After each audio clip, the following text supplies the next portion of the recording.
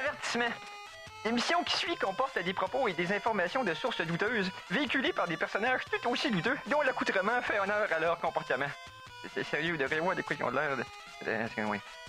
Si vous êtes malencontreusement offensé par un ou plusieurs propos des geeks contre-attaque, ce serait un peu comme se choquer après un bébé chien avec les gens encore collés qui vient vomir sur votre soulier.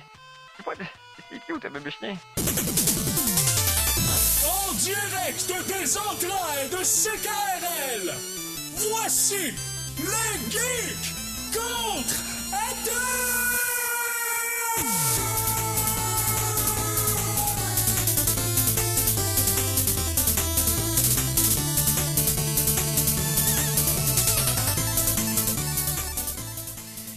Samedi, le dernier jour de mars, le 31, bienvenue à cette nouvelle édition des Geeks Contre-Attaque. Mon nom est Éric Lajoie et je suis accompagné des fondateurs, les trois premiers, les trois qui étaient là à l'émission inaugurale. Les trois qui font le mois. Oui. On ferme le mois puis on le fait. Exactement. Donc, Simon Boucher, tout d'abord, salut. Hey, salut tout le monde. Yes. Et à la mise en onde, le nom moins mentionnable, Mikey G. Allô? Allô? Allô. C'est tout. C'est juste ça? Je suis original d'habitude. Ouais. Je sais pas pourquoi. Garde ton originalité pour tes thèmes spéciaux. Ah, Oh. c'est ça que je vais faire. Oh, t'es en train d'hyper quelque chose déjà? Tout le temps. Je suis toujours en train de tendre des perches. OK, donc l'anticipation est à son comble. Ouf, je me peux plus. Alors, on va essayer de vous donner le plus de stock possible aujourd'hui. Question que on compense pour la semaine prochaine, puisque la semaine prochaine, c'est le Radioton annuel de CKRL. Donc, on va faire une petite pause, bien sûr. Donc, pour laisser place à la programmation. De toute façon, vous n'avez pas le temps de nous écouter parce que vous avez tous être en train de lancer des billets de 20$ à la station contre la fenêtre en pleurant et vous arrachant le gilet. C'est pas une suggestion ici, c'est un ordre. On protège la Terre. On l'a déjà dit plusieurs fois, puis on a dit pourquoi. Eh bien, c'est le temps de repayer la station qui nous permet de faire cet acte charitable. Oui, et complètement altruiste dans le corps. Complètement. C'est de l'auto-sacrifice. On ne pense pas à nous du tout. Non, jamais. Et donc, mais soyez sans crainte. La fin de semaine qu'on n'est pas en show, on va continuer de protéger l'humanité de toute façon. Ça, on s'arrête pas. C'est 24 heures sur 24. Oui. Donc, ne vous inquiétez pas, et nous allons vous revenir, dans le fond, si je ne me trompe guère. La semaine d'après. Ouais, mais c'est ça, j'essaie de vous compter la Le date 14, exacte. Le 13. Je pense que c'est le samedi le 13 7 avril. plus 7. 14. C'est ça. 14. Ouais, parce que le 7, c'est samedi. 7 Prochain, plus 7. parce que dimanche, c'est le premier. C'est vrai, le 6, c'est vendredi. Tout à fait. Donc, le 14 avril, nous serons de 7 retour. Radioton, 14, on est de retour. Et après ça, préparez-vous pour l'été. Yes! Au Geek Contre-Attaque, on fait aussi des maths! Yeah, les maths. J'aime ça, les chiffres. Pour apprécier les meilleures sources d'informations, vous devez vous exposer au pire. Voici les Geektualités.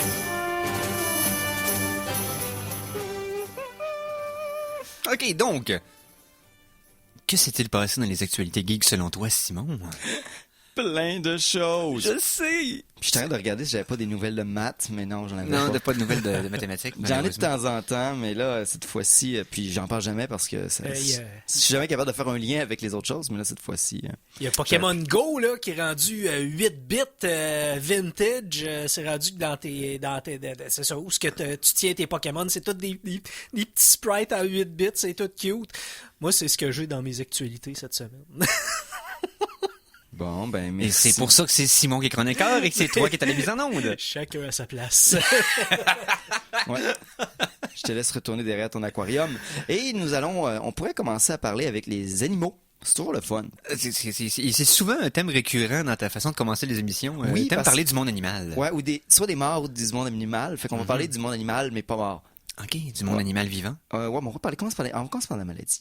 La maladie? Ouais, je voulais pas faire ça, mais là, vu qu'on vient de parler de mort... Ben oui, mais ça, on voulait pas. Si tu voulais pas faire ça, fais-le pas. Personne t'oblige, Simon. T'es un adulte, tu peux faire comme un grand, comme tu veux. Là, on a un problème. Oui. Les girafes ont une maladie, puis on n'est pas capable de comprendre ce que c'est. Oui, je commence rough de même. Oui. Présentement, les girafes sauvages sont affectées d'une maladie de la peau. Puis là, les scientifiques tentent d'identifier la source de cette maladie-là, qui dans le fond qui est extrêmement répandue dans les zones autour du Sahara. Et puis ça cause dans le fond des croûtes grises puis des lésions sur la chair de la girafe. Donc c'est douloureux, c'est laid, c'est dangereux pour la pauvre bête.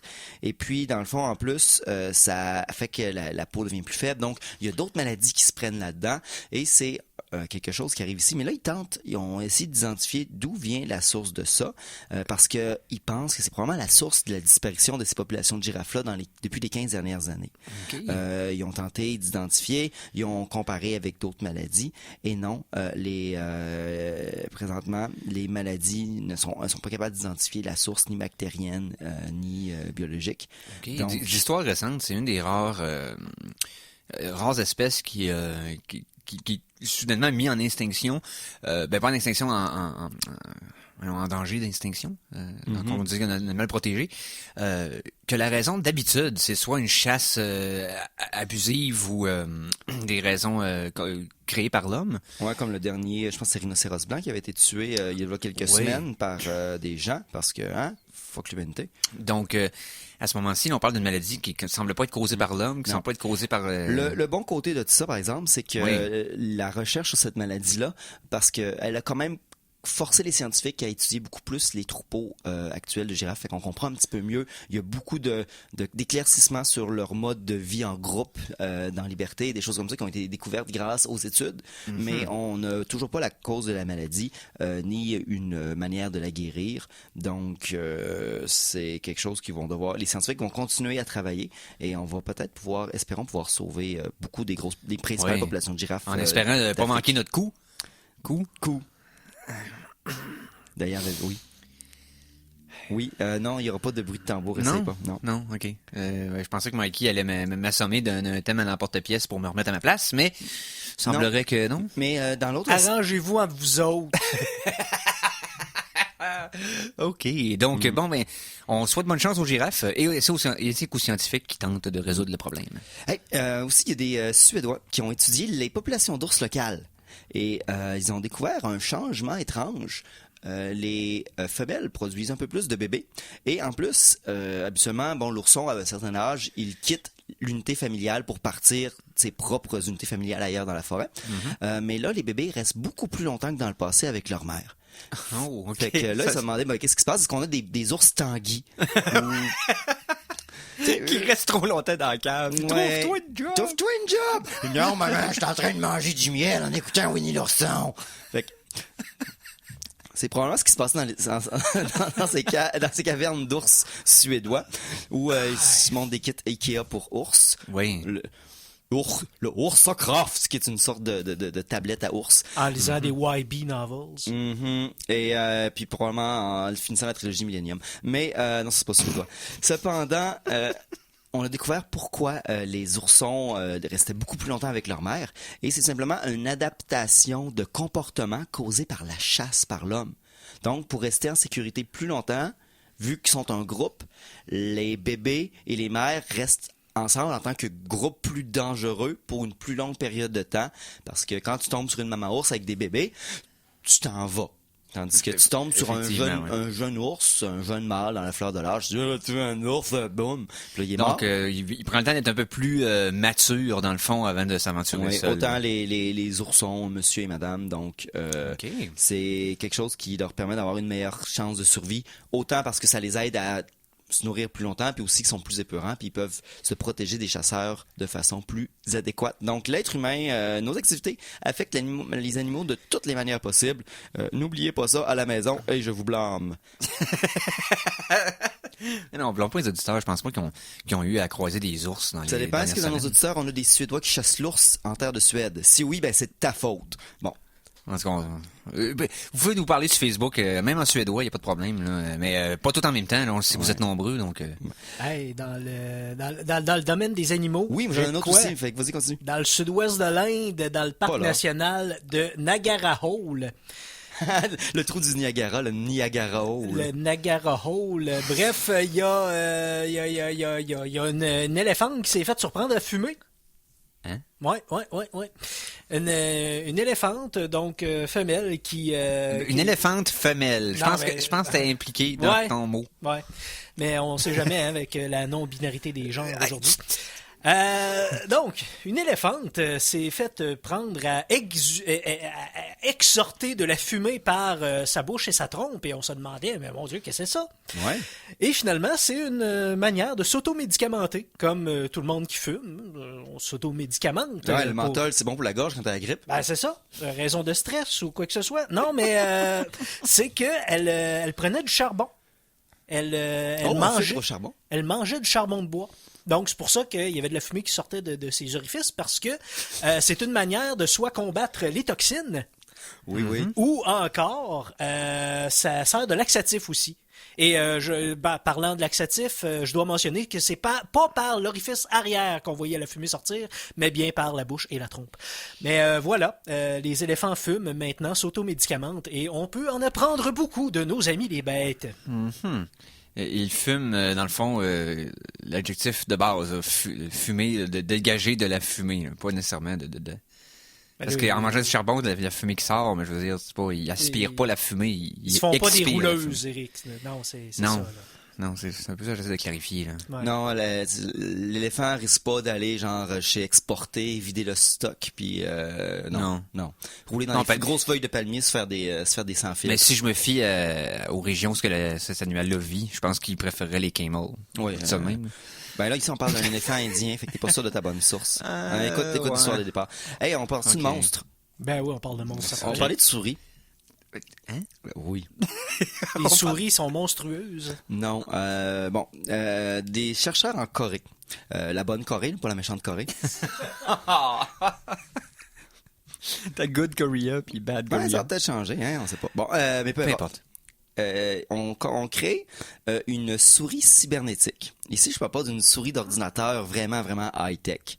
Ok. Mais les chercheurs ont mis de la fibre optique puis d'autres senseurs dans la partie du cerveau qui contrôle les impulsions puis les désirs. Et dans le fond, ils sont capables d'utiliser une sorte... ils sont capables de créer des lumières dans la fibre optique, puis ça stimule les régions du cerveau. Et ils mettent quelque chose, dans le fond, et aussi ils sont capables aussi d'envoyer des faisceaux lumineux devant la souris pour qu'ils stimulent la souris tout en envoyant des stimuli lumineux devant elle pour la contrôler comme une auto-téléguidée d'une certaine manière. Oui, puis ça aiderait à vaincre le PTSD, entre autres, là, Ben, le syndrome post-traumatique, je pense. En tout cas, non. Non? Mais ce qu'ils ont fait, c'est qu'ils ont fait un labyrinthe plein de diversions, genre du fromage, des femelles en chaleur, des choses comme ça. Puis ils ont envoyé la souris là-dedans, puis ils l'ont contrôlé telle une auto-téléguidée de souris. Et ils l'ont fait faire le chemin tout en évitant toutes les distractions et les choses qui pourraient attirer la souris ailleurs que les endroits où ce que l'humain voulait qu'il s'en aille. Donc, on est capable de télécommander les souris. Wow. Wow. OK. Ben, je suis pas prêt à dire wow. Ça C'est- me fout la chienne. Ben, c'est ça, là. C'était un wow empli de frayeur. Ben, Mais- c'est un peu comme le Manchurian Candidate, là. Tu peux préprogrammer quelqu'un à faire ce que tu veux avec des influx lumineux à n'importe quel moment de sa vie. C'est comme, tu te lèves, Eux, ils disent que bon, ça ça permettrait de créer des animaux pour des opérations de sauvetage où ce que t'aurais des caméras puis serais capable de télécommander le chien ou un serpent de sauvetage qui pourrait aller dans des endroits bizarres avec une GoPro. Puis Ah ouais, il va faire de quoi pour te sauver ce non, serpent-là. mais au moins aller identifier la situation, je sais pas. Oh, it's a snake. Badger, badger. OK. Donc oui, souris cybernétique. Oui. Ben, coudonc. J'ai encore d'autres animaux, mais je pense qu'on va aller en musique. On va aller en musique, puis on va aller aux animaux après. Pourquoi pas? OK. La chanson de la semaine! Chanson de la semaine numéro 1, j'y vais avec un jeu récent sur le site overclockremix.org, c'est-à-dire Legend of Zelda, Breath of the Wild. Ça a déjà plus qu'un an. Ouais. Vas-y. OK, donc on y va avec un remixeur de longue date, Road Taka, un des réarrangeurs fondateurs là, du site Overclock Remix en 99. En tout cas, bref, dans la première mouture, là, dans les premières 5 années du site. Donc, qui reprend 3 thèmes de Legend of Zelda Breath of the Wild dans la chanson qui s'intitule Champion of Hyrule. Donc, on écoute ça au Geek contre-attaque.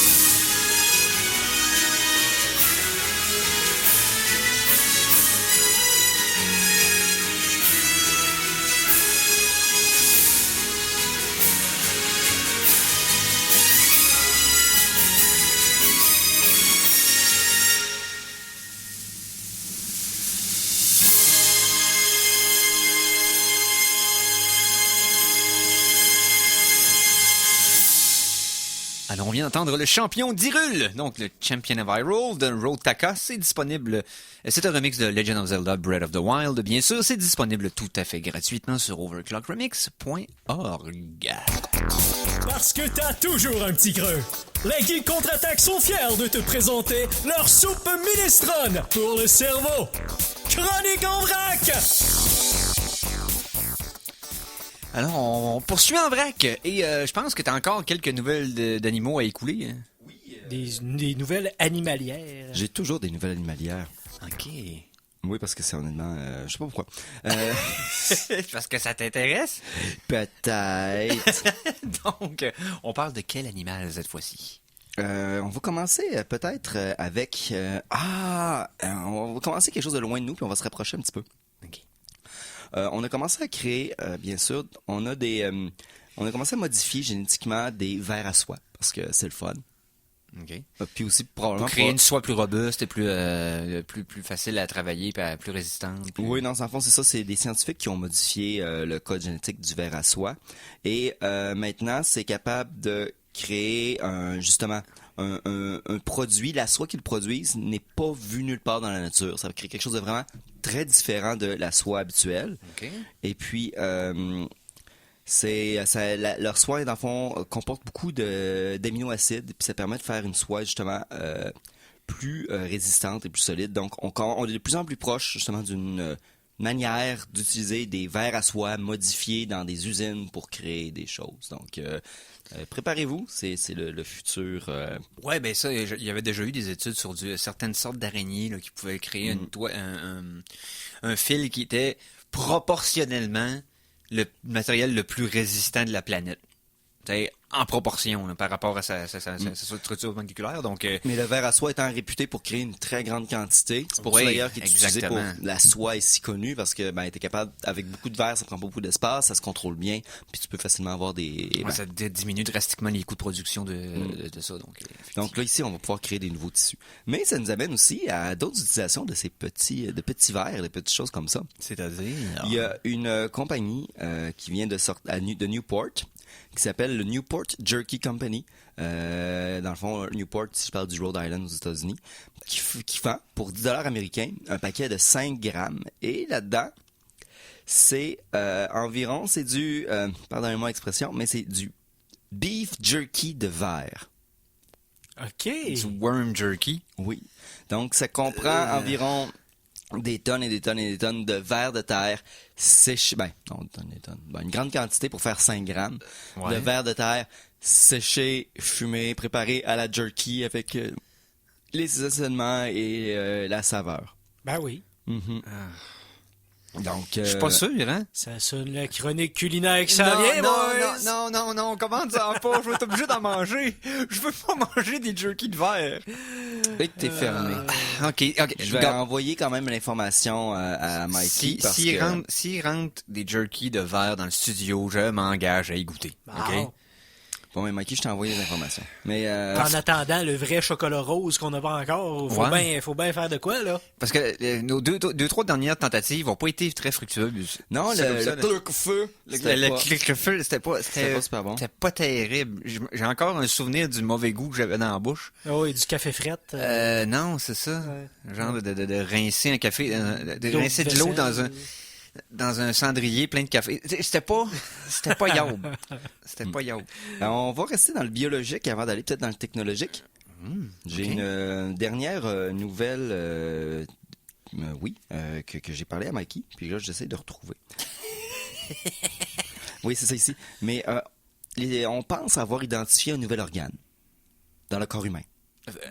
Ben oui. Un organe qu'on savait pas qu'il était là. Ouais. Bon, là ici tu te dis mais comment ça t'as pas trouvé genre un genre de patente molle puis rose gros comme un poing caché dans une cage thoracique. Finalement, on a un troisième poumon. What? Non. C'est parce que la définition d'organe est quand même très vaste, c'est des structures. Donc ici, c'est pas obligé d'être une genre de grosse boule de chair difficile à manquer. Ici, on parle, c'est comme une toile d'araignée, c'est des tonnes et des tonnes de petits canaux qui enveloppent des structures de peau interne. Ici, on parle ici, vraiment comme une toile d'araignée qui sont à l'intérieur de la peau, de l'appareil digestif et de d'autres organes internes. Tu sais, quand tu reçois quelque chose là avec soit du papier bulle ou quelque chose de même, tu sais, une espèce des espèces de structures, tu sais, avec de l'air dedans pour amortir tout, là. Ben, c'est un peu ça qu'on a, une espèce de réseau en dedans de nous autres. C'est tout plein de... Si tu dis aux gens qui ont du bubble wrap à l'intérieur d'eux, tu vas avoir une masse surprenante de suicides dus au divertissement simple de faire de péter ça avec les La doigts. bonne nouvelle, c'est que c'est pas du bubble wrap, ça Ok. s'appelle l'interstitium. Ok. Deuxièmement, bon, on est encore en train de valider. Troisièmement, c'est rempli de fluide. Donc, ça fait pas un beau petit pop, ça fait un petit... Donc, Tu penses vraiment que ça va arrêter les gens curieux? non. qui ont... Mais qui ont- c'est pas des grosses bulles. Mais il y a plusieurs choses ici qui sont intéressantes parce que en fond, c'est des canaux, un système relié. Fait que ça peut expliquer comment certaines maladies se propagent à l'intérieur du corps parce que c'est une autoroute alternative pour des maladies, qui pour des serait produits pas comme par les, ça. mais on parle Le les sang, vaisseaux sanguins ou c'est par... ça. C'est un chemin alternatif. Aussi de la rétention puis du gonflement. Il y a peut-être des choses reliées à l'interstitium, des choses comme ça. Donc, il y a beaucoup de recherches qui sont en train de valider ce qu'on peut considérer ça comme un vrai organe, c'est vraiment un vrai système. Aussi de voir c'est quoi que cet organisme-là a comme effet à l'intérieur du corps. Est-ce que c'est tout relié? Est-ce que c'est vraiment un danger ou pas, etc., etc., etc. Donc, Mais est-ce qu'on même peut si- utiliser ce nouvel organe pour traiter des maladies qu'on savait pas qu'on aurait pu traiter Peut-être. avant? Ça peut être une manière alternative d'envoyer des produits qui passeraient pas par le système sanguin pour une raison X ou Y. Donc, tout ça, c'est à voir. Parce que ça serait aussi lié de près au système lymphatique. Ouais. Donc, le système lymphatique, c'est là où se créent les globules blancs. C'est très lié au système immunitaire. Donc, il y a vraiment de quoi aller chercher là-dedans de vraiment important et intéressant. Donc, c'est vraiment quelque chose qui entourerait beaucoup de structures du corps humain pour absorber les chocs puis aider à faire passer. Oui. Gardez les yeux ouverts, c'est le fun de savoir que on continue à découvrir des choses autant de base dans le corps humain, parce que je veux dire, on est juste de mieux en mieux équipé pour voir des choses invisibles à l'œil nu. Ah oui, ça a été découvert juste en regardant sous une autre sorte de microscope des tissus qu'on regardait depuis des centaines d'années, depuis que la médecine existe. Puis là, il y a une autre sorte de microscope qui a été utilisé pour regarder, je crois, du tissu bilaire. Oui, c'est du tubulaire, en effet. Puis voilà, on a découvert de quoi en dedans de nous. C'est le Quelque fun. chose de nouveau en dedans de nous. Dans le fond, c'est l'instrument utilisé, c'est le Pro Base Cofocal Laser Endomicroscopie, donc le PCLE, qui comporte un laser. Donc, une fois de plus, les lasers n'ont sauvé notre humanité et c'est vraiment cool. Ça, c'est- On doit tellement au laser. On doit tellement au laser. On doit tellement au laser. Honnêtement, tout le temps. On a encore quelques minutes. Avant oui. d'aller en pause, je pense Oui. que j'ai envie d'aller vers un petit quelque chose de drôle. On pourrait parler de notre ami. C'est une autre. C'était envoyé par Virginie, une fameuse écouteuse de l'émission. Oui, oui. Une de nos nombreuses auditrices. Oui, elle fait partie des milliers. Et oui, c'est ça. Puis là, mon doute n'est pas sur la thème auditrice, mais bien nombreuse. Donc, qu'est-ce qu'elle nous Elle donne? nous a envoyé un lien d'un de nos meilleurs amis. Le Mad Mike Hey, Hughes. c'est vrai! Oh, Ben c'est oui. vrai! On n'a pas parlé encore. On de ça. a suivi beaucoup ses péripéties. Puis là, finalement, qu'est-ce qui s'est-il passé avec Mike Hughes? Bon, pour contexte, Mike Hughes, c'est quelqu'un qui croit que la Terre est plate et qui a dit, je vais me construire une fusée moi-même, puis je vais aller voir ben haut, mais ce qu'on considère pas haut, mais que lui considère haut, puis je vais être capable de voir que la Terre est plate, puis je vais prouver à tout le monde que vous avez tort. OK. Ça, c'est son plan de base. Ça fait plusieurs fois que son plan est repoussé, des fois pour des raisons de sécurité, des fois parce qu'il y a eu la chienne, des fois parce que le FBI débarque. Mais là, il a fait un nouveau test avec sa fusée propulsée par, bien sûr, de la vapeur. Ben Puis, y avait-tu peur? Comme des années 1800, Mike. Et Ouais, voilà. c'est ça. Donc, l'homme de 61 ans s'est propulsé à 1875 pieds dans les airs samedi la semaine passée. Et après ça, il s'est posé de façon extrêmement pas délicate pantoute dans le désert du Mojave. Donc, Mais là, cette hauteur-là, c'est pas assez haut pour voir la courbure de la Terre. Là. il a juste fait une petite ride, puis OK. À date, il y a pas de temps prouvé que la Terre était plate, qu'il a prouvé que la Terre était solide. Avoir les avertissements qu'il y a eu, là, les atterrissages qu'il y a eu. La bonne nouvelle, c'est qu'un, il va bien, selon ses dires. Il est quand même allé à l'hôpital tout de suite après, parce que, je veux dire, il dit qu'il avait mal au dos. Non. Pour vrai? Sans farce. Ah, je suis surpris pareil. Hein. Mais là, sa prochaine étape, le Rockoon. C'est quoi un Rockoon? C'est une invention de lui, puis c'est une nouvelle fusée qui va être montée dans un dirigeable. Fait qu'au lieu de partir du sol, il va utiliser un ballon pour se faire monter plus haut, puis après ça, il va activer la fusée pour aller plus haut. Fait que tu sais, il se donne un lift, puis il part de... Je pense pas que le problème qu'il aurait fallu qu'il focus, c'est le décollage. Parce que je pense que c'est plus l'atterrissage, son problème. C'est parce que qu'il décolle de plus haut, c'est une chose. Ça va faciliter pour l'essence, pour le kit, mais il est toujours pas capable d'atterrir de façon sécuritaire à chaque fois. Il pourrait bien là, aller super haut, voir que la Terre est effectivement un disque, se cracher et mourir. pas pouvoir le dire à personne. Ouais, mais c'est peut-être qu'il y a un CB. Ou quitter le cercle gravitationnel puis se perdre dans l'espace tout seul. Non, je pense pas qu'il va être capable de... Avec une fusée à vapeur, il sera Hey, pas OK. capable.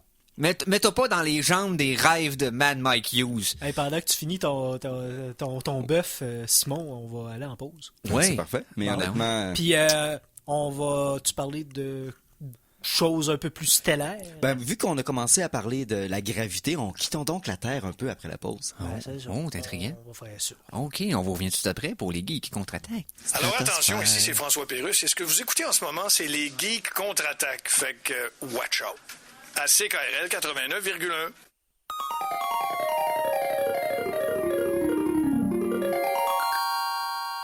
De retour de la pause, revoici les geeks contre-attaque! Et nous sommes de retour pour la deuxième partie des Geeks contre-attaque de ce samedi 31 mars, dernier jour du troisième mois de l'année de 2018. Ouais. T'es sûr? Oui, je suis absolument certain. Et ainsi se termine également le premier quart de mon défilm. Mais ça, je vous en parle un petit peu plus tard pendant l'émission. Déjà un quart. Ça va Déjà pas un pire. quart de fête pareil. Ben oui. C'est pas Corps à corps. Hey, j'ai de quoi pour vous autres? Ah ouais?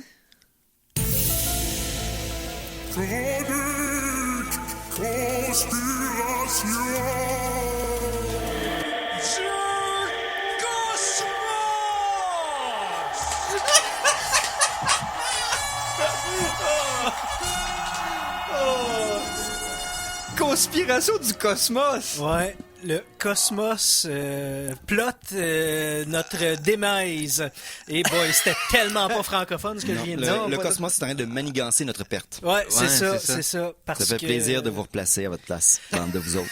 Parce que non seulement il commence à nous garrocher des stations spatiales chinoises par la tête, ça vous l'avez pas vu, c'est en train d'arriver, là, est en train ça de va descendre. arriver, ouais. Parlons-en donc pendant que t'en parles. Hein? Ouais. C'est Parce méta, que oui, une station spatiale chinoise s'écrasera sous peu sur Terre. Un satellite, en fait. Pas une station spatiale complète. Là, c'est pas l'ISS qui... Non, mais c'est pas l'ISS parce que la Chine n'est pas dans l'ISS. Non, premièrement. c'est ça. Mais oui, c'est quand même une structure habitable. Ouais, OK. C'est pas un satellite, c'est vraiment un genre de petit robot qui fait juste faire des bips et des bouts pour envoyer des ondes radio sur la Terre. Ouais, c'est ça. Ouais, Ouais. Une Puis station. en checkant avec des lasers, des affaires comme ça. Ça a l'air que ça va être beau. Ce qu'on a dit visuellement, là, ça a l'air que ça va être splendide à observer. Les Chinois sont bons au concours international de feux d'artifice, fait que probablement que ils vont utiliser la même technologie. Mais non, sans niaiser, l'Agence spatiale européenne prédit que la station va rentrer dans l'atmosphère quelque part entre samedi matin, donc ce matin, et demain après-midi. C'est difficile de prévoir exactement quand est-ce que ça va arriver, puisque les conditions atmosphériques dans le haut de l'atmosphère présentement sont pas stables et changent beaucoup, parce que, tu sais, météo oblige. Et présentement, c'est un petit peu difficile de savoir exactement la vitesse qu'elle a. Donc, c'est peut-être présentement, c'est peut-être pas présentement. Est-ce que Mikey, tu le sais? Ben non, Bon. je sais pas encore. Ça Je sais va, pas. ça va commencer à descendre demain en fait. Tu sais, ça va s'écraser demain, mais on sait Ok. pas exactement quand.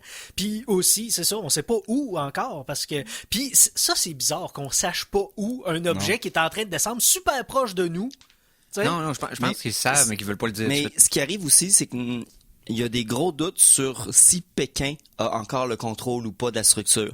Ok. Parce que les experts occidentaux croient que Pékin a perdu le contrôle de la station spatiale, fait qu'ils sont pas capables de téléguider en partie son atterrissage. Pékin dit non, tout va bien, on veut juste pas vous dire où ce qu'elle va tomber parce que c'est secret d'État, parce que c'est là-dedans qu'ils ont caché probablement les extraterrestres. Mais puis la cassette louche du président Trump. Fait que ils veulent pas que tu saches où sont les choses, mais on le sait pas. Okay. Mais oui. Bon, on va souhaiter la Chine une bonne chance à leur première participation au tout premier Festival international des grands écrasements orbitaux Benson & Hedges. Mais Donc, si vous voulez chercher l'endroit où ce que va tomber, ça va être quelque part entre les latitudes 43 degrés nord et 43 degrés sud. Donc, ça peut être au-dessus des États-Unis, de la Chine, de l'Afrique du Sud, de l'Europe, de l'Australie, de l'Amérique du Sud. C'est un genre de grosse section de la Terre. Donc, disons que c'est plus précis de savoir où ce qu'elle sera pas. ouais, c'est ça. Elle ne se crachera pas sur la Lune. non. Puis Voilà. la bonne nouvelle aussi, c'est qu'il en tombera pas trop. Il va en rester 10% parce que c'est une station spatiale. C'est pas fait pour survivre des retours dans l'atmosphère. Il va en rester moins de 10%. Ça va être probablement les pièces les plus lourdes comme les moteurs puis ces petites pièces-là qui ont des chances d'atteindre le sol en solide. Ouais, puis statistiquement, il y a 1000 chances il y a une chance sur 1000 milliards qu'un être humain soit touché par un morceau. Et boy. Fait que si t'en reçois un, puis tu meurs, ben achète-toi un billet de loterie. Ça marche pas, mais faites-le quand même. Ça, sa famille peut le faire. Feu sa famille. Moi, j'ai une statistique bien plus épeurante que ça. C'est-à-dire... Une chance sur 2700 qu'on soit tout écrasé par la force d'un astéroïde plus gros que la Tour Eiffel. Mais... Oh oui, c'est l'agence qui s'occupe de la défense de la Terre, là, voyons. C'est 80 000 bombes d'Hiroshima de puissance seraient déployées. Oui, OK. Je commence par le début. Oui. Ouais. Depuis 2000...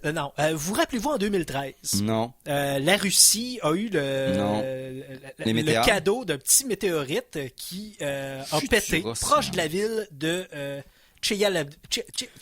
Oui, on avait vu des images dans des dashcams. Oui, Tcheliabinsk. Ça a été spectaculaire, Puis d'ailleurs. tout le monde disait que c'était pas vrai parce que comment ça qu'il y a plein de monde qui ont des caméras dans leurs autos? Parce que tout le monde en Russie a ça parce que sinon t'es pas assurable. C'est ça.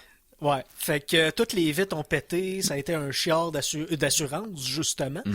Mais il y a des astrophysiciens au Lawrence Livermore National Laboratory, un des organismes qui participent au programme national de défense planétaire, dont les Geeks contre-attaque font partie. Ben oui, de façon indirecte, là. OK, ils nous nommeront pas en conférence de presse, mais on en fait partie. C'est sûr. Ouais. Depuis quelques années, ils surveillent BNU. BNU, c'est un astéroïde qui pourrait croiser la trajectoire de la Terre le 21 septembre 2135.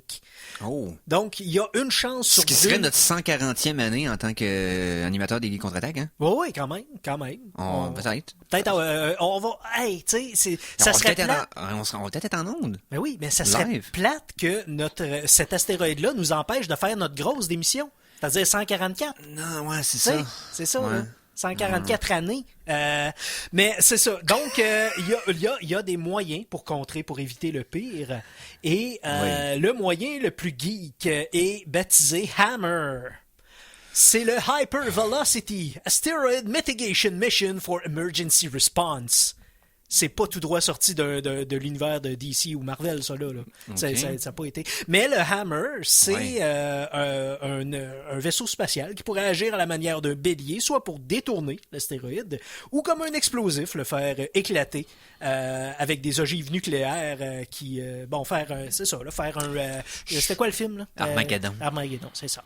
Mais ça s'appelle BNU, et ça a été vérifié par des scientifiques. Donc, dans 135 ans, il y a une chance sur 2700. 2700 que peut-être un J'ai astéroïde. hâte d'en voir plus parce que je regarde ton site d'où ce qui vient ta nouvelle là. Ça parle de science puis l'article du dessus c'est l'astrologie. Ah, wow, ben là, Simon, c'est pas le même. Simon, on est dans une chronique conspiration du cosmos. À quoi tu t'attendais? Des nouvelles crédibles? Autre chose? Autre chose dans la conspiration cosmique? Non, mais d'autres choses dans le cosmique. Hey, mais cette valeur, on aurait dû garder la nouvelle de Raël pour cette semaine. ben, Ça aurait été tellement le bon moment. c'est eux qui ont pas vendu leur truc à la bonne Ouais, semaine. je le sais. Pour ceux qui étaient pas au courant, Raël, on vend les rejets de Raël sur Kijiji, donc vous pouvez acheter son ovni peut-être. Oui, ça Mais- c'est covalente. Je viens de me trouver mon prochain nom pour mon groupe post-punk, les rejets de Raël. Ouh. Ça représente... Mais en non, tout cas, ouais. non, pas d'image. Ok, pas d'image. Sinon, on est en train d'envoyer une sonde spatiale qui va être le plus proche qu'on a jamais envoyé un vaisseau du Soleil sans qu'il fonde. Donc, ça a pris pas loin de 60 ans, mais les scientifiques ont fini de construire une sonde spatiale qui va être capable de s'approcher beaucoup plus proche du Soleil qu'on n'a jamais été capable. Donc, prendre des images plus proches, prendre des détections, des scans avec différentes longueurs d'onde et de détection. Le vaisseau va être lancé cet été. Dans le fond, elle s'appelle le Parker Solar Probe, donc la sonde solaire Parker. Et pas dans le sens qu'elle se rappelle de tout, là, mais dans le sens de Peter Parker. Ah oui. Pas dans le sens de Spider-Man, mais dans le sens du nom de famille. Oh, ouais. Fait qu'on va être capable de l'amener extrêmement proche du Soleil, soit environ 6 millions de kilomètres. Ah. Bon, c'est facile, ça coûte ça y aller à la nuit. Ben, c'est sûr. Cancellez tout le monde. Éric Lajoie vient de régler tout ça. Ok, regarde. J'ai fait exprès pour prendre une voix qui signifiait que j'étais sarcastique. Oh oui. Mais Et c'est réussi! La sonde va faire d'ici environ va être capable de faire, pardonnez-moi un petit peu ici, va aller quand même à une vitesse de 724 km par seconde et elle va dans le fond d'environ 7 ans. Parce que oui, c'est long parce que tu calcules des longues ellipses. Elle va faire pas loin de 24 orbites autour du Soleil et passer proche de Vénus 7 fois. Donc, c'est quand même intéressant. Ça va prendre beaucoup de données sur ces deux surfaces-là. Et on s'attend à ce que elle puisse atteindre des températures quand même extrêmement élevées et aussi être capable de détecter les nanoflares, les microscopiques explosions solaires qu'on ait de la difficulté à détecter autrement. Donc, parce qu'il faut pas oublier qu'on a beaucoup d'informations sur les planètes plus loin du Soleil que la nôtre, mais très peu sur les deux planètes qui nous en séparent. Vénus n'a qu'une seule sonde qui a atterri à la surface dans toute l'histoire de l'humanité, c'est une sonde russe. Ouais, mais tu sais, Vénus, le problème, c'est que dès que tu rentres dans la gaz, dans l'atmosphère, ben, t'es acidé, puis deuxièmement, t'es crocheté, t'es écrasé. Ouais, exactement. Bon, c'est des tempêtes perpétuelles d'acide et d'ammoniac. Donc, c'est extrêmement inhospitalier comme milieu. Et non, ne pensez pas faire des bad trips en buvant l'eau. Et on n'a pas de sonde qui a pu s'atterrir sur Mercure, à ce que je sache. Ben, peut-être que oui. Je pense que Mercure, on on en a une, ouais. Mais le problème, c'est que c'est pas non plus un endroit facile à aller. Non, puis c'est une roche. Ouais. Il y a pas de biome, il y a rien, il y a pas de... Parce que, là, ici, exemple, la sonde dont je vous parle va devoir faire face à des températures d'environ 1400 degrés Celsius de son côté exposé, du côté où son bouclier est fait. Puis ce qui est pas difficile, c'est de dire, à la limite, des structures capables de supporter ces températures-là, on construit des choses faites pour des fournaises incroyables, c'est pas si pire, mais c'est garder l'électronique à l'intérieur qui est difficile. Effectivement, c'est de faire en sorte, c'est la dissipation de cette chaleur-là, de résister à la chaleur initialement, c'est une chose, mais il faut être capable de la dissiper pour pas qu'elle fasse chauffer ce qui se protège, qui lui fait chauffer ce qui... Ouais, puis on peut pas, nous, aller là personnellement pour protéger la sonde. Non, c'est ça, on protège l'humanité seulement. On peut pas protéger ce qui est en dehors de notre cercle de protection. On serait vraiment bon à bord, là, tu sais, question de créer un fret. Oh oui, Mikey, tu peux mettre les tambours et les trompettes. Nice, ouais, ça en était, ouais. Parce tu peux te donner un rimshot là-dessus. C'est rare les personnes qui, parce que c'est rare, ben physiquement parlant dans le domaine de la physique qu'on peut créer un froid, mais moi je suis quand même capable de temps en temps. C'est parce que c'était long hein? Ouais, Mikey, t'es un zéro absolu. Cependant. Oh! Burn! Appelez-moi Kelvin. Freeze. Non, freeze. OK, freeze, excusez. Là aussi, les scientifiques sont un petit peu perplexes cette semaine. Parce qu'on étudie une nouvelle galaxie qu'on est capable de détecter. Et puis, bon, on a une manière on comprend mal l'univers. On établit des systèmes qui fonctionnent. Dans le fond, on essaie de comprendre l'univers en le défaisant pièce par pièce pour essayer de comprendre ce qu'on comprend pas. Et dans certaines équations, les éléments qui nous sont inconnus pour l'instant sont nommés, exemple, la matière noire ou c'est des choses qu'on sait l'effet qu'elles ont, mais on sait pas ce qu'elles sont. On n'a pas pu les observer. On peut pas les observer, mais on voit leur effet. On sait qu'ils existent parce c'est comme si tu lances une roche invisible dans l'eau, tu vas voir les vagues, mais tu verras pas la roche. effectivement. Certaines forces qui préviennent l'entropie ou qui accélèrent l'entropie, qui sont toujours pas identifiées non plus. Et tout ça doit exister pour faire du sens dans les grands calculs des grandes intelligences de ce monde. Fait qu'ici, un bon exemple, c'est la matière noire. Puis Oui. selon nos calculs, parce que ces calculs-là sont basés sur l'expansion de l'univers, puis son influence que ça a sur retenir ensemble toute chose et de repousser, c'est de faire environ 27% de la quantité de la matière, de la matière dans le cosmos, ça devrait être la matière noire. Mais là, C'est comme l'interstitium du ouais, cosmos. c'est ça, c'est comme ce qu'il y a dans les Ouais. trous. Mais on voit pas ce qu'il y a dans les trous, mais on sait que c'est là parce que les trous sont remplis. Bon, on pourrait dire ça de même de façon extrêmement simple. Mais là, on t'arrête l'université de Yale, dans le fond, c'est un astronome là-bas qui s'appelle Pieter van Dokkum. Et puis, lui et ses collègues sont en train d'étudier une galaxie. Mais selon leurs calculs, cette galaxie-là ne possède peu ou pas de matière noire. Donc, elle brise un peu nos modèles statistiques puis nos modèles pré-créés. Donc, c'est super intéressant parce que si on est capable d'obtenir plus d'informations, ben, ça nous permet de réévaluer qu'est-ce que, selon nous, est la matière noire, c'est quoi son effet, c'est quoi sa cause, et ça nous permet de clarifier le modèle qui nous permet d'expliquer quelque chose qu'on ne peut pas voir. C'est dans le fond, c'est que approuve peut-être que l'équation pourrait être trouvée avec tous les éléments qu'on connaît, au lieu d'avoir à trouver des éléments inconnus pour inclure dans l'équation. Donc, ça, Ouais. c'est pas que tant que ça défait des paradigmes qu'on a déjà, c'est peut-être que ça pourrait comme prouver des paradigmes qu'on possède, Ouais. puis qu'on n'a juste pas appliqué de la façon la plus judicieuse. Puis là, vous allez me dire, C'est mais très intéressant comment comme- on fait pour détecter qu'il n'y avait pas de matière noire si on n'est pas capable de voir la matière noire? Ben, c'est tout simplement qu'on est capable de calculer la masse de la galaxie en voyant son effet sur les objets environnants. Et en calculant la masse de la galaxie et en calculant le poids théorique des étoiles qu'on est capable d'observer puis de détecter, ben, ça équivaut quasiment 1 pour 1. Donc, il n'y a pas le 27% de non observable qui Ok. cause du poids. Donc, il y a presque pas de matière noire. Et d'ailleurs, si je me trompe pas, c'est une galaxie avec très peu d'étoiles aussi. Donc, C'est pour ça justement, hein, fait que c'est une nouvelle structure mystérieuse. Peut-être que c'est de là que Raël est allé avant de vendre sa soucoupe. Puis on va en savoir plus dans un futur lointain. OK. Hey, on y va en musique pour la deuxième tonne de la semaine? La chanson de la semaine. T'étais prêt? Ben, j'étais pas certain. Ben, tabarnouche. OK, donc, on a été qu'un remix de jeux vidéo pour commencer. On va y aller en film, puis on va retourner en jeu vidéo pour la troisième tonne. Donc, cette fois-ci, on va y aller avec une pièce de la trame sonore magistrale d'un film tout aussi magistral, qui est la version de David Fincher de Girl with the Dragon Tattoo. Donc, un film que j'ai adoré, là, je vous en avais déjà parlé en ondes, là, que j'ai capoté ce film-là. Et la trame sonore composée par Trent Reznor et Atticus Ross, qui est malade, ok? Tellement solide, puis ils ont tellement apprécié leur collaboration sur ce film-là qu'Atticus Ross est devenu un membre de Nine Inch Nails par la suite. Bon. C'est à ce point-là que les deux musiciens ont bien gelé ensemble.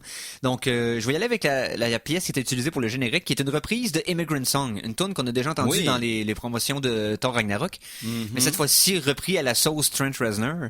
Ah, C'est quelque chose. Donc, Immigrant Song avec Karen O qui chante cette version-là de Trent Reznor et Atticus Ross. On écoute ça au Geek Contre-Attaque. on revient, il y a un robot qui vomit.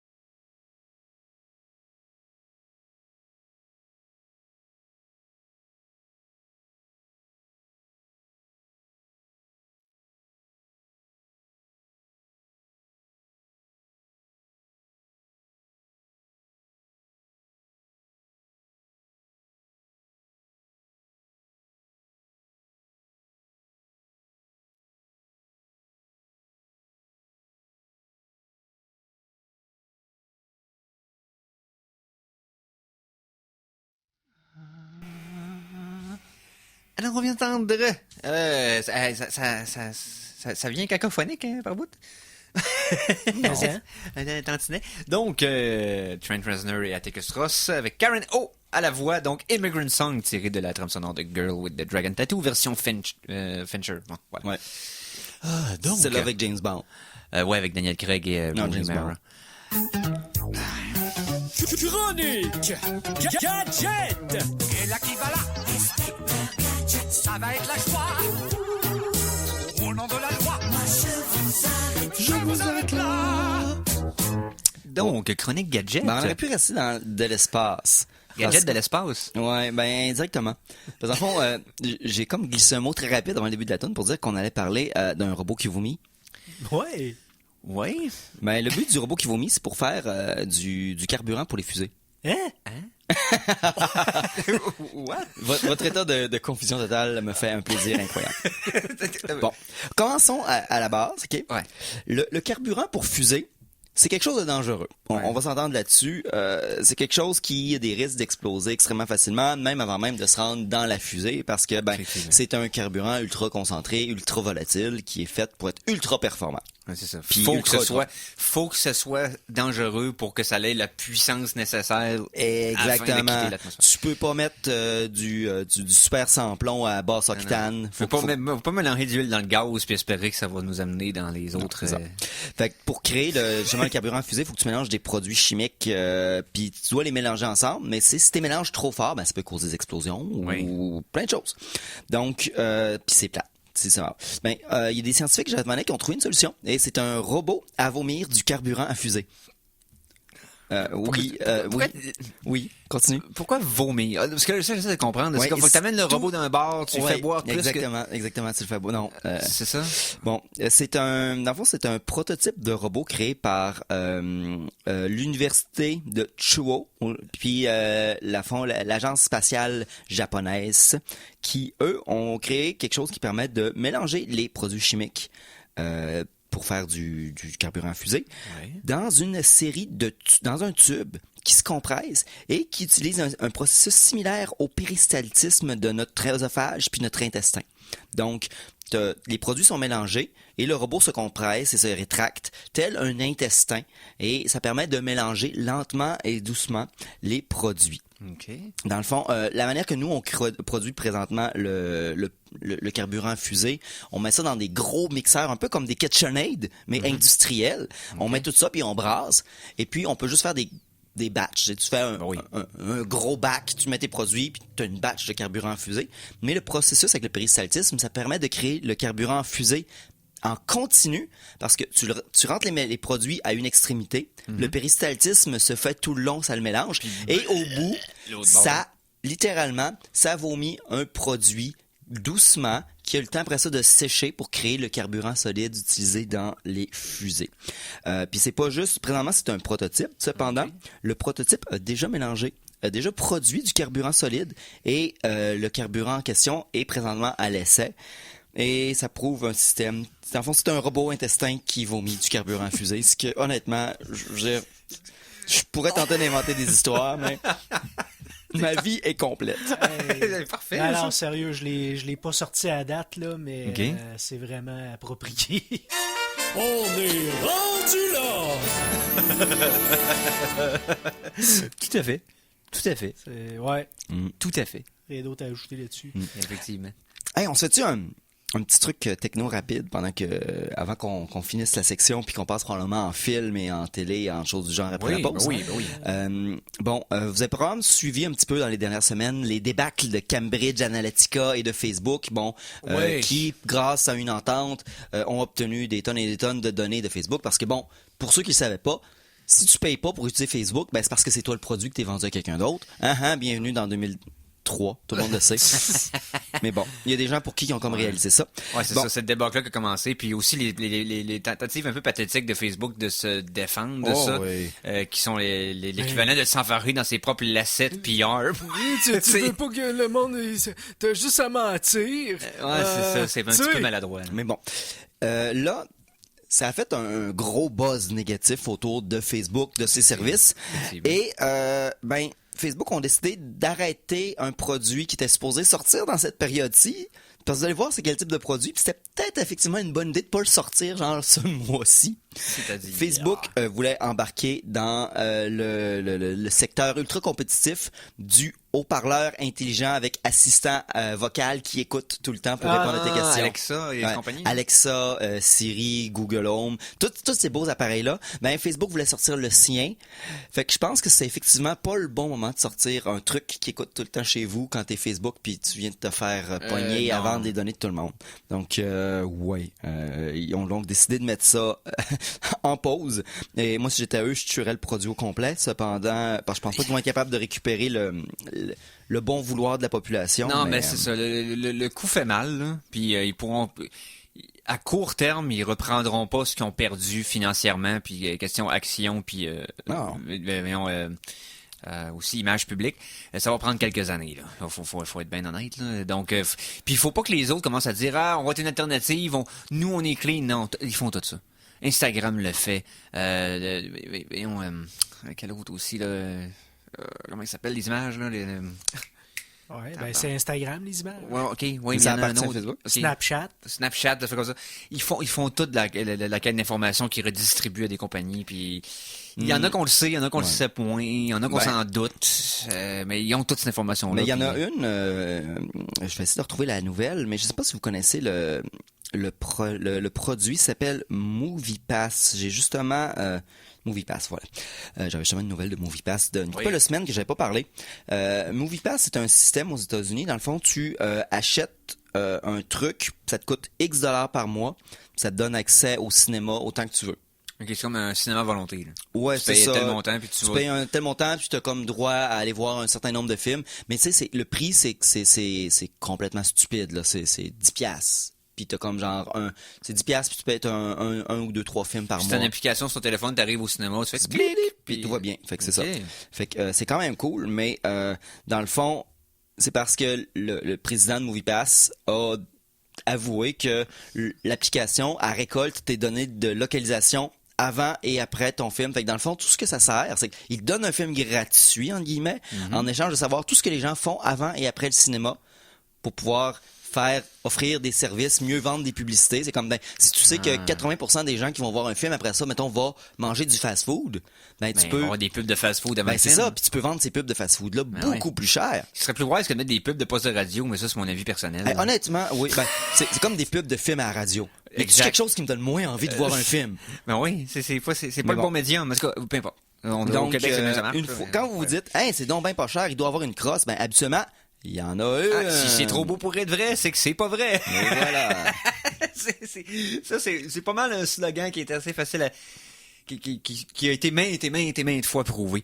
Ensuite, il était 58. Mike, on est sur le bord de la pause? On a encore le temps pour un petit... oui. Bon, on peut faire la pause tout de suite. J'en revenais une rapide. Oui, vas-y. OK.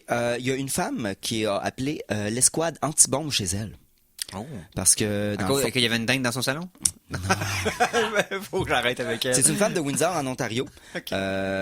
Parce que, dans le fond, elle a trouvé une petite boîte noire avec des fils électriques et des diodes de couleur qui flashaient. Qui étaient quelque part dans sa maison. Là, elle pensait qu'elle était sous écoute? Non, mais ça peut-être une bombe, tu sais. Ah, peut-être. C'est l'escouade anti-bombe. Fait que, tu sais, il y avait des fils des deux côtés, etc., etc. Et, mais non... En réalité, c'est dans le bâtiment, il y avait quelqu'un qui avait fait affaire avec une compagnie pour détecter les forces paranormales. Et la compagnie avait oublié un appareil à détecter les forces d'outre-tombe dans la maison, qui était une petite boîte de plastique noir avec une diode bleue puis des fils. Parce que, tu sais, c'est de la technologie bien avancée pour détecter les fantômes. Ben oui. Non. Fait que, et voilà. Faites attention, laissez pas traîner vos appareils anti-fantômes partout. Les gens pourraient croire que c'est des bombes. C'est un conseil de Simon Boucher. Vous pouvez m'envoyer un chèque. Ghost Bombers. Donc, sur ce, on va faire une autre petite pause. Pendant que je suis en train de commander du Earthworm Jerky. T'es pas en train de faire ça, là? Ben oui. Ah non! On revient après la pause. On a la pause pour pleurer au Geek Contre-Attaque. Alors attention, ici c'est François Pérusse. Et ce que vous écoutez en ce moment, c'est les Geeks Contre-Attaque. Fait que, watch out. À CKRL 89,1.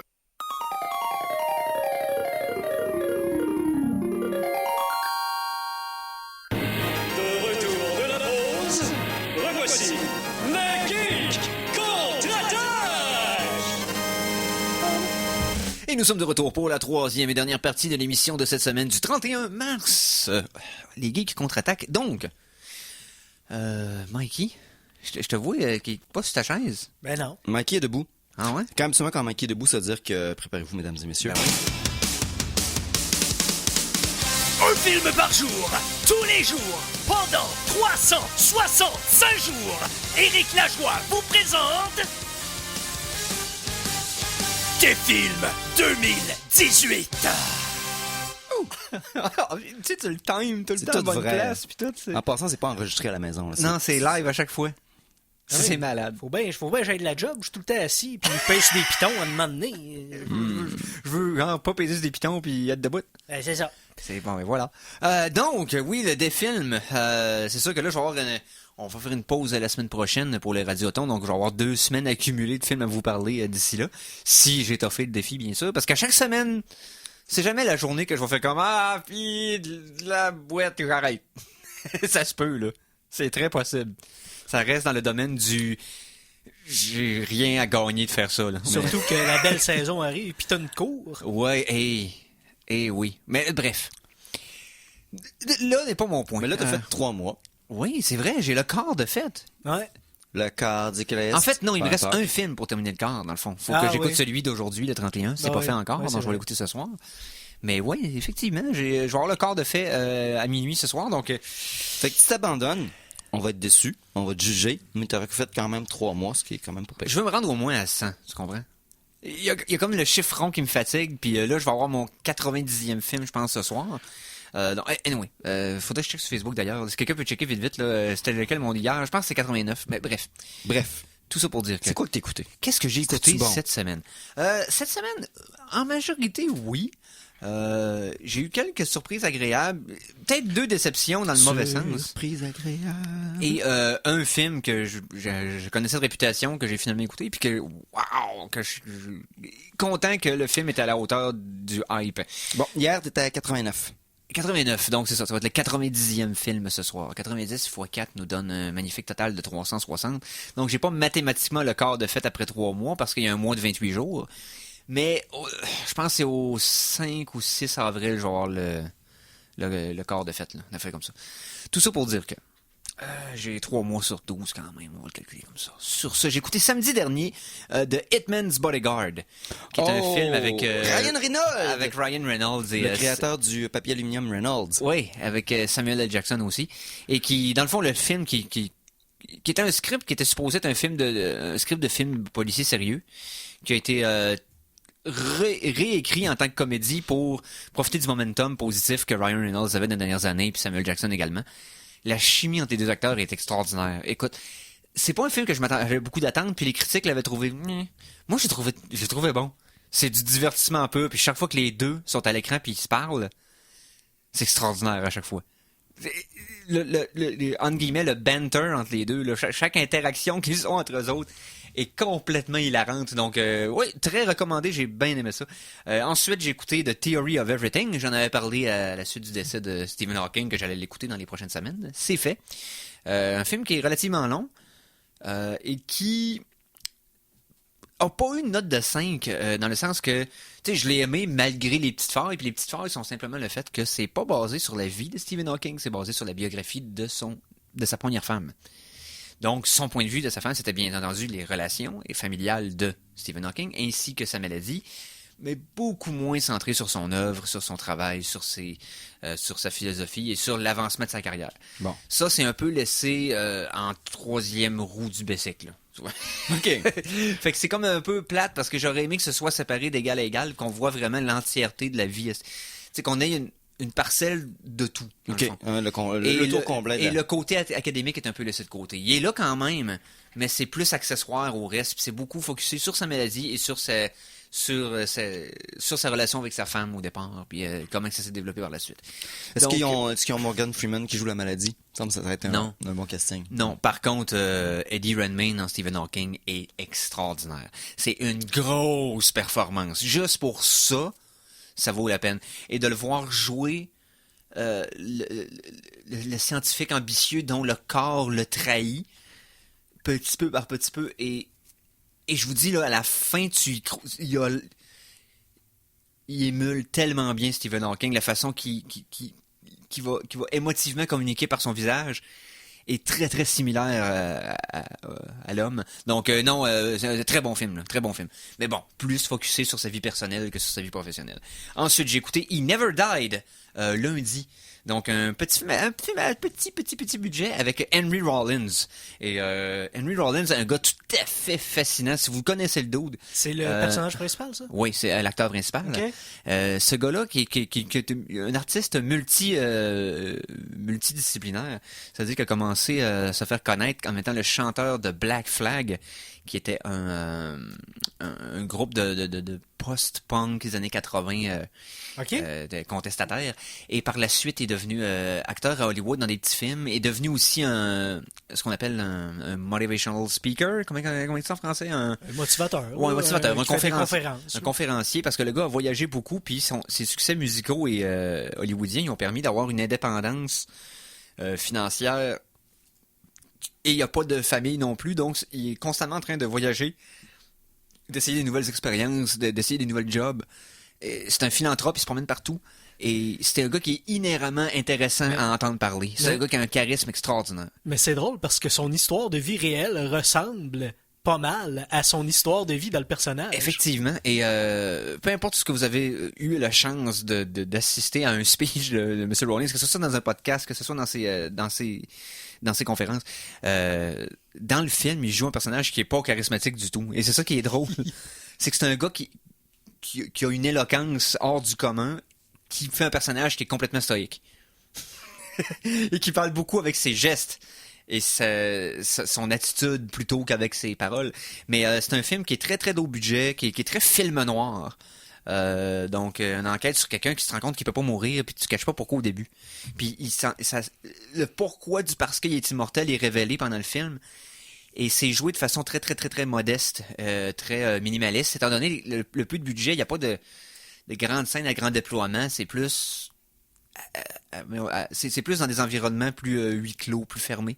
2-3 guns, 2-3 poches de sang. C'est ça. Et ça se passe beaucoup dans les dialogues, beaucoup dans le non-dit, beaucoup dans l'évocateur. Tu vois des objets que tu présumes que wow, ça veut-tu dire que, et tu fais le chemin un peu par toi-même. Mais c'est quand même un film qui est tout à fait fascinant pour le peu de budget qu'il y a, pour le peu de moyens qu'ils avaient pour l'accomplir, le peu de temps qu'il y avait pour le filmer.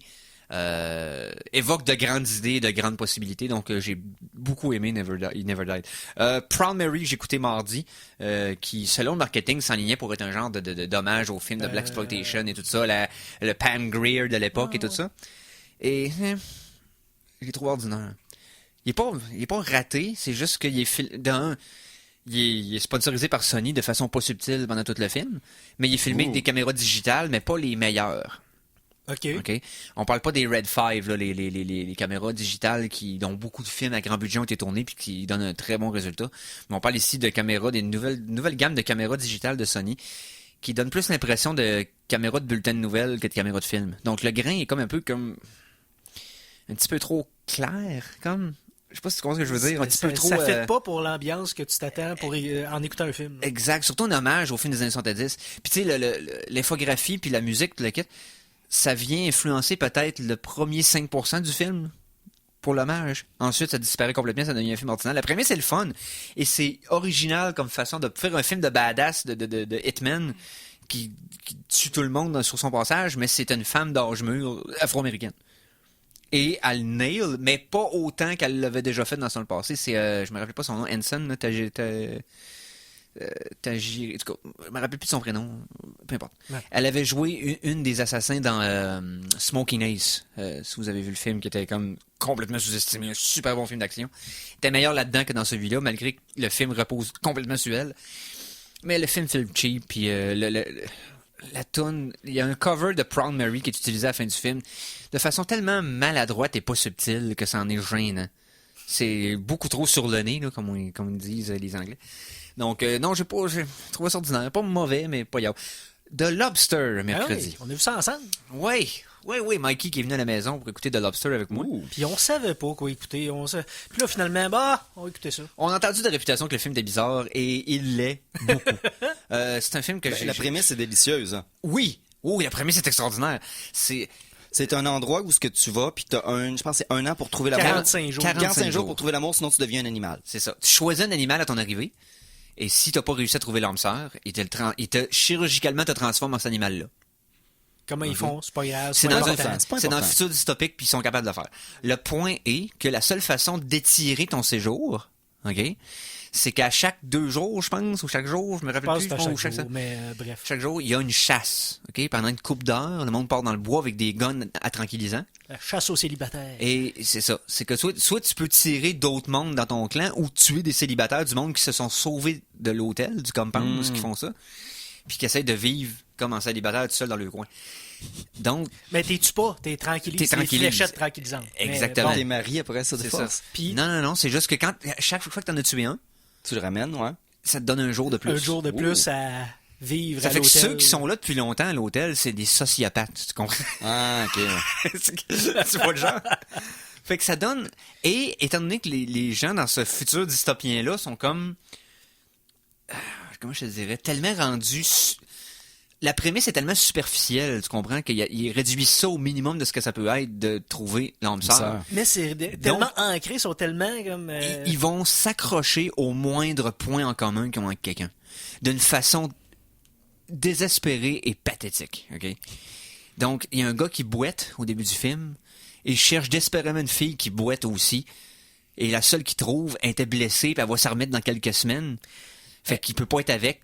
Pourquoi tu peux pas être avec? C'est pas grave, ça boite pas. Ouais, mais de quoi qu'on va parler? Mais c'est comme, voyons donc. Tu sais, quand tu fais semblant d'être quelqu'un d'autre pour être avec cette personne-là, là. C'est l'enfer. Il y a une fille dans le film qui a des segments de nez à répétition. C'est une condition médicale, là. Ouais, ça arrive à du monde.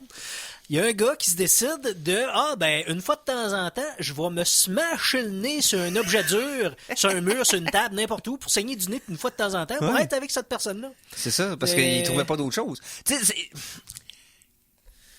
la prémisse, OK, puis l'hôtel, la façon qu'il fonctionne, l'horaire qu'ils ont à faire, l'ambiance, la façon que c'est filmé, la première moitié est extraordinaire. C'est absurde, c'est drôle, c'est... Tu pouvais demander à Mikey, je me suis exclaffé de rire à 3, 4... Puis plus ça avançait vers le milieu du film, plus j'étais anxieux de voir ce qui allait arriver, puis mon cerveau partait dans plein de directions différentes. Et j'étais hyper stimulé par le potentiel de ce film-là. Et à un moment donné, ils sortent de là. Et là, ça a pris un chemin que j'ai trouvé weird. Weird du sens que, ça va là. Ça a moins de potentiel.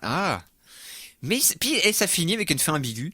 Que j'aime bien dans ces films un peu bizarres là et absurdes d'avoir une fin ambiguë, mais dans ce cas-ci, c'est que la deuxième moitié du film me laissait tellement sur ma faim que la fin ambiguë était juste comme voyons, moi je dirais ça, l'étron sur le Sunday. C'est comme c'est comme de quoi de plus qui est pas que je voulais pas. Okay, sur ce que j'avais aimé avant.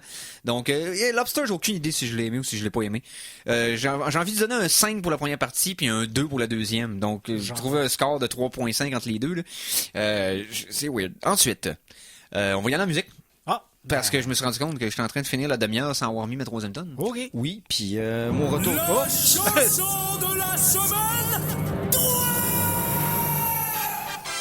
Tu disais? Au retour de la pause avant la fin de l'émission, pour les fans de Nanar, hier était la première du film Best Friends avec un R entre parenthèses. Oui, donc Fiends. Best Fiends. C'est le nouveau film de Greg Sestero et Tommy Wiseau du film The Room, qui est un grand classique. Les premières critiques, entre guillemets, sont sorties et ça peut être... Pour être une suite de films catastrophes, si les films sont eux-mêmes une catastrophe de films, c'est tellement mauvais que c'est bon, comment que tu peux aller là, puis est-ce que tu peux faire quelque chose de bon par la suite? Absolument, la réponse est non. Ouais. Mais je pense qu'on a peut-être quelque chose sous les mains. Fait que d'après, on va s'en parler un petit peu des les premiers commentaires, mais honnêtement, si vous êtes un fan de The Room, comme n'importe quelle bonne personne sur Terre, ça vaut la peine d'écouter. Donc, on va y aller avec une troisième tonne de mes buddies Lean Genie. On parlait du Rhode Island un peu plus tôt dans l'émission. Donc, Rhode Island! Oui, donc Nevada. c'est ça. C'était la compagnie qui faisait le Worm Jerky que tu parlais, là, qui vient du Rhode Island. Oui. Donc Lame Genie, qui est un trois gars qui reprennent des tonnes de jeux vidéo version rock AV. Donc cette fois-ci, ils ont sorti tous leurs albums qui étaient déjà gratuits sur Bandcamp, sont maintenant sur leur chaîne YouTube également. Ils ont sorti ça ce matin. Les bombes. Mais également, plus tôt cette semaine, on a sorti une tune qui est pas pantoute sur leur album. C'est un nouveau medley de Punch Out. C'est un petit medley de 3 minutes et demie. On passe par tout le jeu au complet, tous les thèmes. Tout ça avec une belle transition. Écoutez, c'est ça à coche. Donc, Lame Genie avec Punch Out medley. On écoute ça au Geek Contre-Attaque.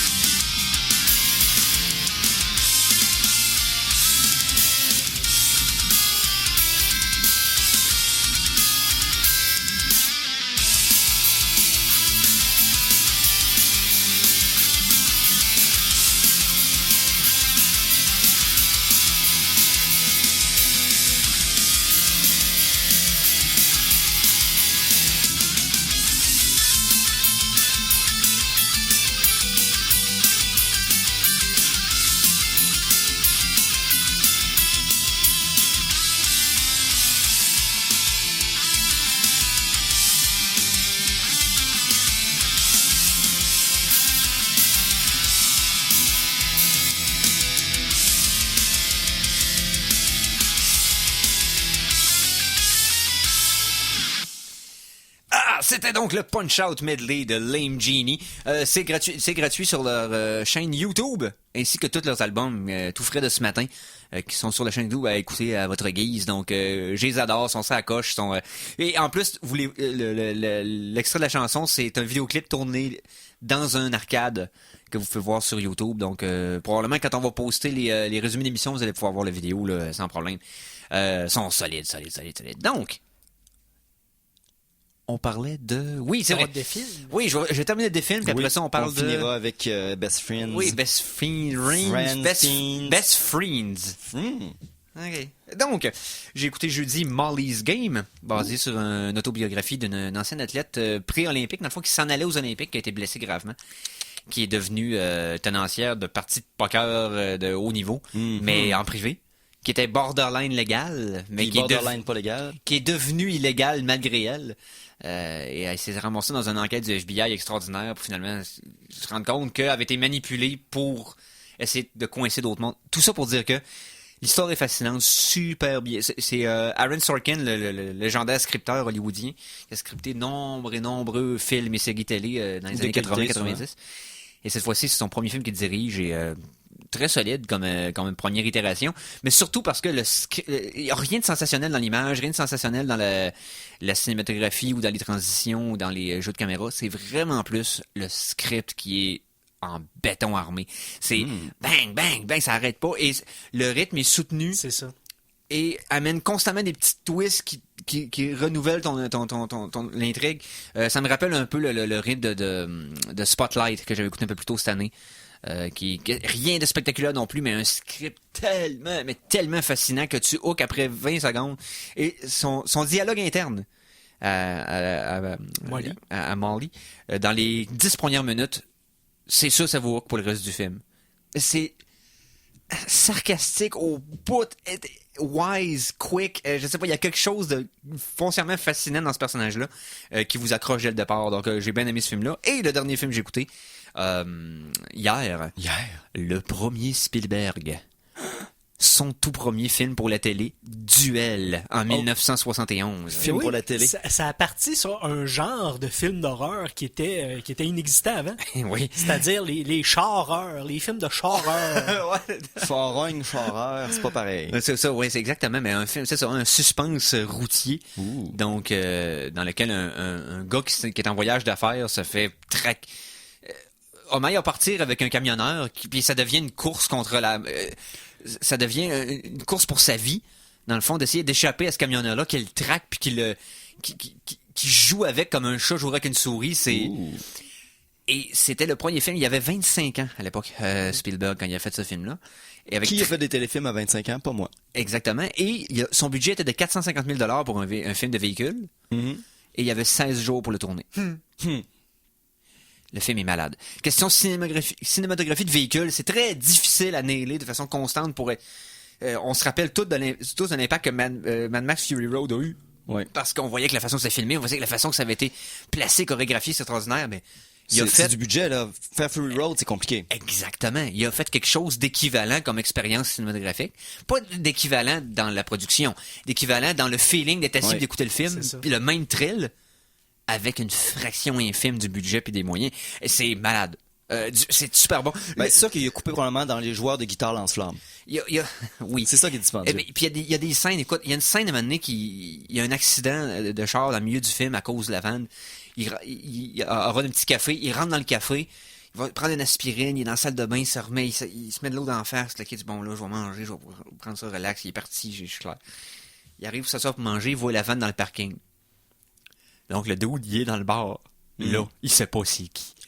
Et ça installe une paranoïa extraordinaire pendant cette scène-là qui est... Tout le film, la façon que c'est placé, c'est... Tu vois jamais c'est qui le conducteur. Tu ne vois pas... Non, ça. non.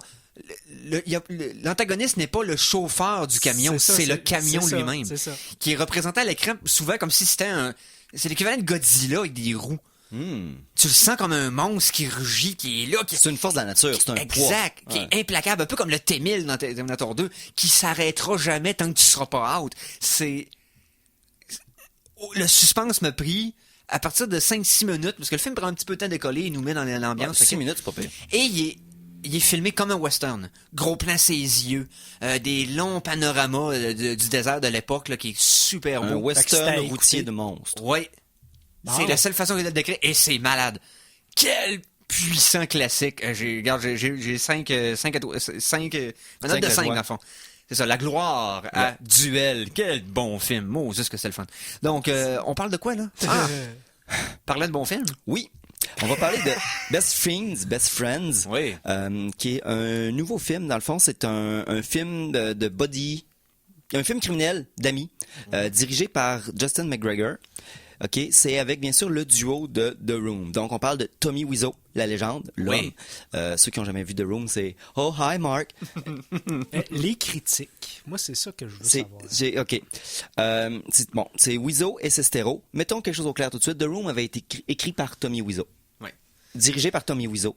Produit par Tommy Wiseau. Financé par Tommy Wiseau. Écrit par Tommy Wiseau. La musique composée par... Pas Tommy Wiseau. Pas Tommy Wiseau. Puis stock footage filmé par... Tommy Wiseau. Bon. Mais je veux dire... Le premier était un film masturbatoire de Tommy Wiseau qui tentait de faire sa place à Hollywood. Ouais, un projet de vanité qui appelle C'est ça. Simon, c'est parce que... c'est... OK.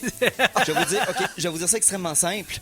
Ça aurait été un échec si ça aurait été un film de Tommy Wiseau, mais avec ses années à dealer avec, Greg Sestero sait comment utiliser Tommy Wiseau et en sortir le meilleur. OK.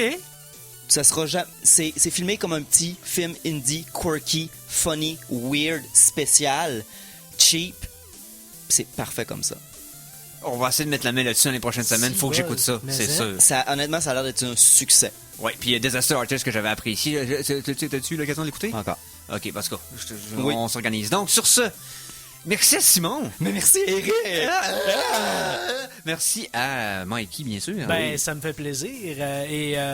Continuez d'écouter CKRL. Le Radioton s'en vient dans à peine une semaine. Et qu'est-ce qui s'en vient là? Ben, c'est Musisol, la musique latine.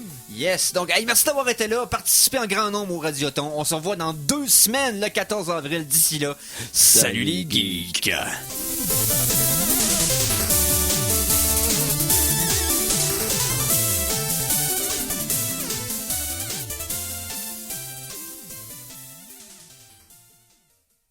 Téléchargez l'émission Les Geeks contre-attaque sur ckrl.qc.ca ou abonnez-vous à son podcast sur iTunes.